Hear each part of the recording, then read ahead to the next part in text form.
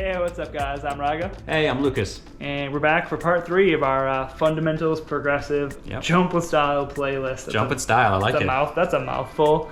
But the whole idea here is we're helping you transition from the first video to the last video. We're breaking down like basic grabs, helping you build air awareness, and whatever your discipline and whatever your level, these are easy things that you can practice to basically step up your riding, right? Add some style, yeah. Look better on the water. Like even somebody like Lucas, like you're pretty high level, and that's kind of the game for a lot of guys, right? You get your basic tricks, but then you're trying to add grabs to them, you're trying to tweak them out. It looks different, it feels different too. It almost feels like a new trick when you land it, right? It is a new trick in a way. It's pretty underrated. It looks completely different. Yeah, and some grabs really make you, rotate differently. So it is a huge part that kind of is underrated by far. So the nice thing about this playlist is if you do practice these things, not only will it give you an easy goal to obtain and focus on, but it's going to help take your riding to another level in the long run. So today we're going to talk about, I believe it was the indie grab, and we're building off backhand grabs. We started with the tail, we hit the stalefish. Do you want to break down the indie grab for everybody? Let's do it. So the indie grab, it's a little bit different than the previous grabs we covered. And the reason here is just going to take a little bit of body movement in the air. A lot of the other jumps, it's a simple send and we can grab the board immediately. And the biggest difference in this one is going to be your body postures changing. So much like the stalefish and the tail grab, we didn't really have to change our body posture. You could just jump, have a straight air, and add a grab fairly easily. But in this jump, you're actually going to have to turn your body backwards. So you're going to have to tweak it back, almost look behind at the camera, in this case at Rigo.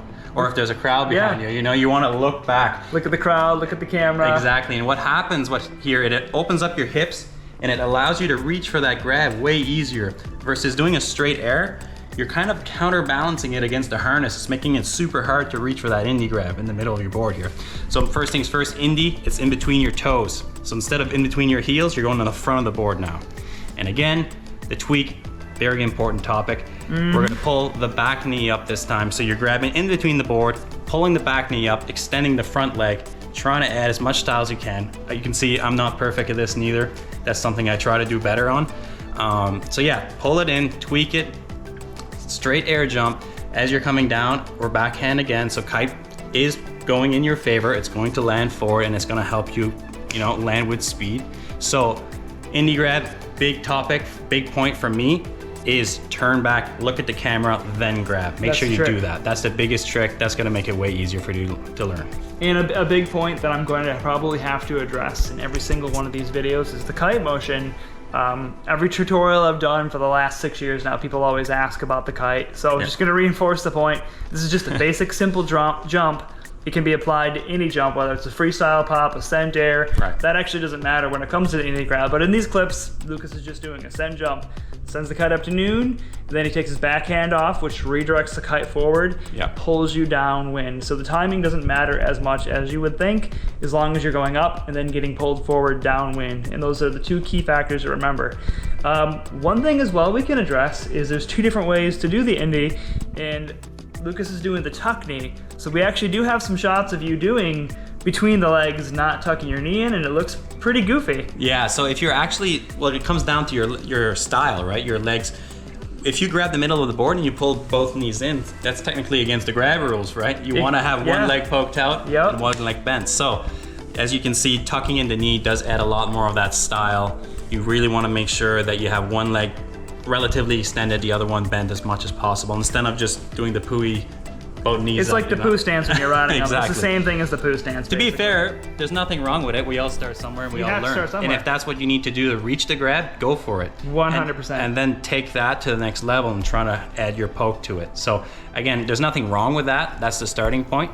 You do what you can and take it from there, really. I love that attitude. That's the right attitude to have. And as you can see as well, just one final point that actually took me a long time because I never could visualize this when I was learning it, is your arm is touching the outside of your knee.